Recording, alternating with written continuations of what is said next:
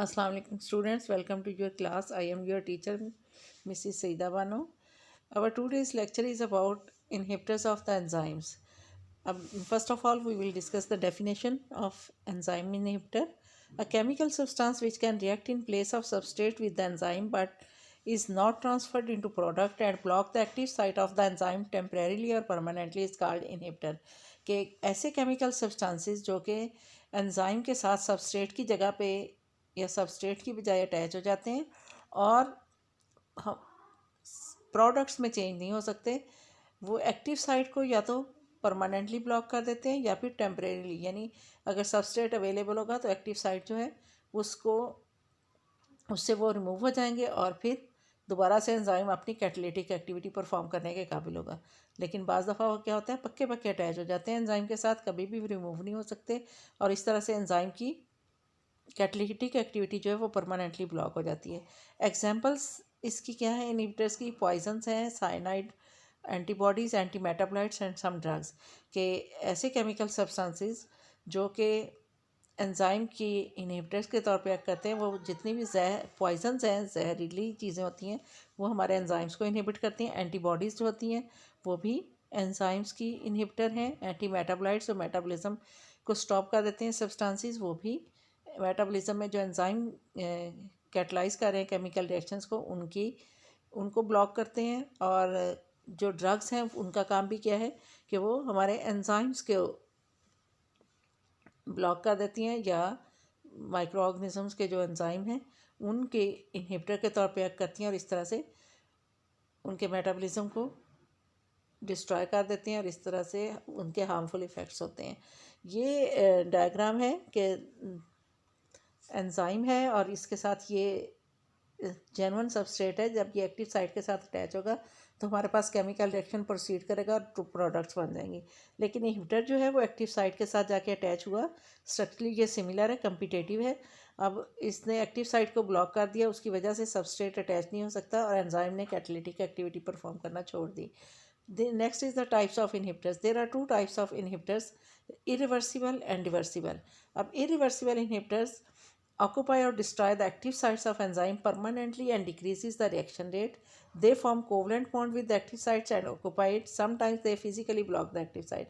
कि irreversible inhibitors जो होते हैं, जो कि एक दफ़ा जाके एंजाइम के साथ अटैच हो जाएं तो एंजाइम कभी भी दोबारा से कैटालिटिक एक्टिविटी परफॉर्म करने के काबिल नहीं रहता। तो ये क्या करते हैं कि परमानेंटली जाके एक्टिव साइट को साथ कोवलेंट बॉन्ड बना लेते हैं और एक्टिव साइट जो है वो ब्लॉक हो जाती हैं, सबस्ट्रेट उसके साथ अटैच नहीं हो सकता और हमारे पास कोई प्रोडक्ट नहीं बनती। लेकिन बाज़ दफ़ा ये होता है कि ये एक्टिव साइट के साथ अटैच नहीं होते, बल्कि क्या होता है कि एक्टिव साइट को कि जाके ऊपर से कवर कर देते हैं, जिसकी वजह से एक्टिव साइट जो है वो सबस्ट्रेट को अवेलेबल ही नहीं होती, सबस्ट्रेट वहाँ जाके अटैच नहीं हो सकता और उसकी वजह से क्या होता है कि एंजाइमेटिक एक्टिविटी जो है वो ब्लॉक हो जाती है और एंजाइम जो है उसकी कैटालिटिक एक्टिविटी इनहिबिट हो जाती है। Next type of inhibitors is reversible inhibitors. Reverse हो जाना यानी वापस से कैटालिटिक एक्टिविटी परफॉर्म करने के काबिल हो जाना एंजाइम का। They form weak linkages with enzyme. Their effect is completely or partially neutralize by increasing the concentration of substrate. They are further divided in two major types, competitive and non competitive. क्या reversible inhibitors वो वाले inhibitors होते हैं जो कि covalent bond नहीं बनाते, permanently block नहीं करते एंजाइमेटिक एक्टिविटी को, बल्कि क्या होता है कि वो weak bond like hydrogen bond बनाते हैं जाके एंजाइम के साथ, उसकी एक्टिव साइट के साथ। और जब हमारा जो जेन्युइन सबस्ट्रेट है अगर उसकी कंसनट्रेशन हम ज़्यादा कर देंगे तो वो एक्टिव साइट से रिमूव कर देगा इनहिबिटर को और दोबारा से एंजाइम जो है उसकी कैटालिटिक एक्टिविटी रिस्टोर हो जाएगी और वो सबस्ट्रेट को प्रोडक्ट्स में चेंज करने के काबिल हो जाएगा। अब जो रिवर्सिबल इनहिबिटर्स हैं इनकी फर्दर टू टाइप्स है, कम्पिटेटिव और non competitive. Competitive inhibitors is any compound which closely resembles the chemical structure and molecular geometry of substrate. The inhibitor competes for the same active site as the substrate molecule. कि अब competitive inhibitor जो है इसकी structure जो है, chemical structure और इसकी shape जो है वो क्लोजली रिसेंबल करती है सबस्ट्रेट के साथ और ये एक्टिव साइट के लिए compete करता है सबस्ट्रेट के मालिक्यूल के साथ, यानी ये भी एक्टिव साइट के साथ ही जाके अटैच होता है जहाँ पे सबस्ट्रेट ने अटैच होना है।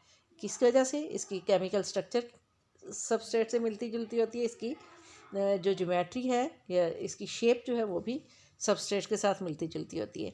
A competitive inhibitors is usually reversible if sufficient substrate molecules are available to ultimately displace the inhibitor. के कम्पिटिटिव इनहिबिटर जो हैं ये रिवर्सिबल होते हैं, यानी अगर हम सबस्ट्रेट के मॉलिक्यूल जो हैं उनकी क्वांटिटी को ज़्यादा कर दें तो ये सबस्ट्रेट जो है इनको हटा के एक्टिव साइट पर जाके अटैच हो जाएगा और फिर एंजाइम दोबारा से सबस्ट्रेट को कन्वर्ट करना शुरू कर देगा प्रोडक्ट में, यानी रिवर्स हो जाएगा इसका इफ़ेक्ट.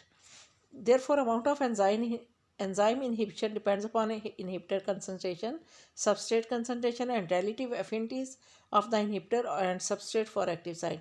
कि अब ये जो competitive inhibitors हैं इनकी inhibition यानी किस हद तक की enzymatic activity को block करते हैं वो किस चीज़ पर depend करता है, inhibitor की concentration पे, substrate की concentration पे. इसके अलावा क्या है कि relative affinities of inhibitor and substrate for active site. कि एक तो ये होगा कि अगर इनहिबिटर जो है उसकी कंसंट्रेशन कम होगी, हम एंजाइम की सबस्ट्रेट की कंसंट्रेशन ज़्यादा कर देंगे तो क्या होगा कि सबस्ट्रेट जो है वो रिप्लेस कर देगा इनहिबिटर को, दोबारा से रिवर्स हो जाएगी कैटालिटिक एक्टिविटी एंजाइम की. लेकिन बाज़ दफ़ा क्या होता है कि एफिनिटी किसी की ज़्यादा होती है, यानी इनहिबिटर भी प्रेजेंट है और सबस्ट्रेट भी प्रेजेंट है.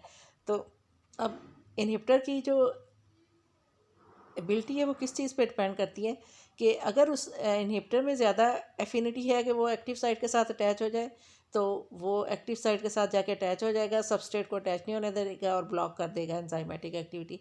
लेकिन बाज़ दफ़ा क्या होता है कि इनहिबिटर और सबस्ट्रेट दोनों प्रेजेंट हैं एंजाइम के साथ, तो सबस्ट्रेट की एफिनिटी ज़्यादा है, वो सबस्ट्रेट जो है वो इनहिबिटर को अटैच नहीं होने देगा अगर उसकी कंसनट्रेशन ज़्यादा है, तो इस तरह से एंजाइमेटिक एक्टिविटी ब्लॉक नहीं होगी. तो रिवर्सिबल इनहिबिटर की जो इनहिबिशन की एबिलिटी है कि एंजाइम की को ब्लॉक करने की एबिलिटी कि वो कैटालिटिक एक्टिविटी परफॉर्म ना करे, वो डिपेंड करती है एक तो कंसंट्रेशन पे कि इनहिबिटर की कंसंट्रेशन ज़्यादा करेंगे तो एंजाइमेटिक एक्टिविटी ब्लॉक हो जाएगी, सबस्ट्रेट की कंसंट्रेशन ज़्यादा करेंगे तो दोबारा से वो रिप्लेस कर देगा इनहिबिटर को और इस तरह से दोबारा से एंजाइमेटिक एक्टिविटी जो है वो रिस्टोर हो जाएगी. लेकिन बाज़ दफ़ा क्या होता है कि एंजाइम की जो एफिनिटी है, अट्रैक्शन है इनहिबिटर की सबस्ट्रेट की तरफ, सॉरी एंजाइम की तरफ, वो सबस्ट्रेट से ज़्यादा होती है अगर उसकी क्वांटिटी कम भी हो. लेकिन अगर वो प्रेजेंट है तो वो सबस्ट्रेट को अटैच नहीं होने देता एक्टिव साइट के साथ और क्या होगा कि एक्टिव साइट को वो ब्लॉक कर देगा और कैटालिटिक एक्टिविटी परफॉर्म नहीं होगी. लेकिन अगर सबस्ट्रेट की एफिनिटी ज़्यादा है तो इनहिबिटर की प्रेजेंस भी होगी तो सबस्ट्रेट जो है वो एक्टिव साइट के साथ उसे अटैच नहीं होने देगा और एंजाइम जो है वो सबस्ट्रेट के साथ अटैच होकर कैटालिटिक एक्टिविटी परफॉर्म करता रहेगा. This is the diagram of competitive inhibitor. कि competitive inhibitor which resembles the structurally to the genuine substrate of the enzyme and it blocks the active site of enzyme. ठीक है, तो ये enzyme succinate dehydrogenase enzyme है, इसका genuine जो substrate है वो है सक्सिनेट. अब नॉर्मली क्या होता है कि सक्सिनेट डिहाइड्रोजनेज जो है इस सक्सिनेट इसके साथ आके अटैच होता है और ये इससे 2 हाइड्रोजन रिमूव कर देता है और फ्यूमारेट में कन्वर्ट कर देता है सक्सिनेट को. अब एक और केमिकल कंपाउंड है मेलोडेट, जिसकी स्ट्रक्चर जो है वो सक्सिनेट से मिलती जुलती है. अब देखें ये जाके एंजाइम की एक्टिव साइट पे अटैच हो जाता है, एक्टिव साइट को इसने ब्लॉक कर दिया. अब क्या हुआ कि एक्टिव साइट के साथ एंजाइम इनहिबिटर कॉम्प्लेक्स बन गया और एंड में हमारे पास कोई प्रोडक्ट नहीं आई. तो अब जब सक्सीनेट की कंसनट्रेशन अगर हम ज़्यादा कर देंगे तो सक्सीनेट आके इसको रिमूव कर देगा मेलानेट को और दोबारा से एंजाइम जो है सक्सीनेट के साथ अटैच होके तो इसको कन्वर्ट करना शुरू कर देगा फ्यूमरेट में. इस वजह से इसको हम क्या कहेंगे कि ये रिवर्सिबल इनहिबिटर है. अब next is the non competitive inhibitor. Non competitive inhibitor जो है inhibitor is the substance that interacts with the enzyme but usually not at the active site. कि नॉन कम्पिटेटिव इनहिबिटर जो है ये एंजाइम के साथ तो एक्ट करता है लेकिन एक्टिव साइट के लिए नहीं. Non competitive inhibitors reacts either remote from or very close to the active site. कि अब नॉन कम्पिटेटिव इनहिबिटर जो है ये एंजाइम के साथ या तो एक्टिव साइट के क्लोज, एक्टिव साइट के ऊपर जाके अटैच नहीं होता कम्पिटेटिव इनहिबिटर की तरह, एक्टिव साइट के क्लोज जाके अटैच हो जाता है, या फिर उससे बहुत दूर जाके एंजाइम के किसी और जगह पे अटैच हो जाता है। The net effect of a non competitive inhibitor is to change the shape of enzyme and thus the active site so that the substrate can no longer interact with the enzyme to give reaction. कि अब इसका net effect क्या होता है कि ये shape change कर देता है एंजाइम की, या फिर इसकी एक्टिव साइट चेंज कर देता है, और उसके एंड रिजल्ट में क्या होता है कि हमारे पास एक्टिव साइट अवेलेबल नहीं होती है और सबस्ट्रेट से प्रोडक्ट्स नहीं बनते।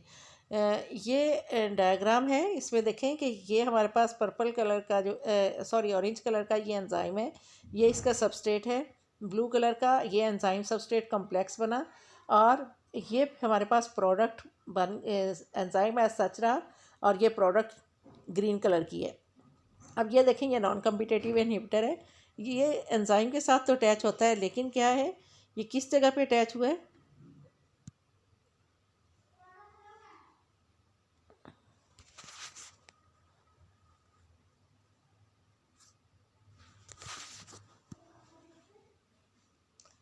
देखें ये इसके साथ एंजाइम के साथ जाके अटैच हुआ है। ये येलो कलर का जो है ये नॉन कम्पिटेटिव इनहिबिटर है, इसने एंजाइम की एक्टिव साइट को ऑक्यूपाई नहीं किया बल्कि इसके साथ जाके अटैच हो गया है, और इसकी वजह से इसकी स्ट्रक्चर चेंज होगी। अब इसका जेन्युइन सबस्ट्रेट भी अटैच होगा तो हमारे पास कोई प्रोडक्ट नहीं आएगी। तो ये नॉन कम्पिटेटिव इनहिबिटर है एंजाइम का, जिसकी वजह से एंजाइम कैटालिटिक एक्टिविटी परफॉर्म करने के काबिल नहीं रहा। Non competitive inhibitors are usually reversible but are not influenced by the concentrations of substrate as the case for the reversible competitive inhibitors। के नॉन कम्पिटेटिव इनहिबिटर्स जो होते हैं ये रिवर्सिबल होते हैं, अगर इनको रिमूव कर दें तो एंजाइम दोबारा से अपनी कैटालिटिक एक्टिविटी परफॉर्म करने के काबिल हो जाता है। लेकिन जिस तरह से कम्पिटेटिव इनहिबिटर्स जो हैं उनमें उनकी कंसनट्रेशन ज़्यादा होगी तो वो इनहिबिट करेंगे एंजाइम की एक्टिविटी को, अगर सबस्ट्रेट की कंसनट्रेशन ज़्यादा होगी तो सबस्ट्रेट उनको रिप्लेस कर देगा और एंजाइम जो है दोबारा से कैटालिटिक एक्टिविटी परफॉर्म करने के काबिल हो जाएंगे। लेकिन इसमें क्या है कि कंसंट्रेशन इफ़ेक्ट नहीं करती। अगर इनहिबिटर जो है वो उसने कम्प्लेक्स बना लिया है एंजाइम के साथ, किसी भी जगह पे जाके वो अटैच हो गया, तो एंजाइम में अगर सबस्ट्रेट की कंसंट्रेशन जो है वो कम ज़्यादा भी हम करेंगे तो एंजाइम जो है उसकी कैटालिटिक एक्टिविटी रिस्टोर नहीं होगी जब तक कि इनहिबिटर जो है वो रिमूव नहीं हुआ। ये डायग्राम है कम्पिटेटिव और नॉन कम्पिटेटिव, ये सबस्ट्रेट है, ये एक्टिव साइट है, और ये नॉन कम्पिटेटिव इनहिबिटर है, इसने ये आके अटैच हो गया एंजाइम के साथ। तो अब एंजाइम की स्ट्रक्चर इस तरह से चेंज हो गई कि वो सबस्ट्रेट के साथ अटैच नहीं हो सकता और एंजाइमेटिक एक्टिविटी ब्लॉक होगी। अब ये देखें ये कम्पिटेटिव इनहिबिटर है कि यहाँ पे आके एक्टिव साइट पे जहाँ पे सबस्ट्रेट ने अटैच होना था वहाँ पे आके इनहिबिटर अटैच हो गया और एंजाइम इनहिबिटर कॉम्प्लेक्स बन गया एंजाइम सबस्ट्रेट कॉम्प्लेक्स की बजाय, और हमारे पास एंड में कोई प्रोडक्ट नहीं आएगी। Students that's all from today's lecture. अल्लाह हाफिज़।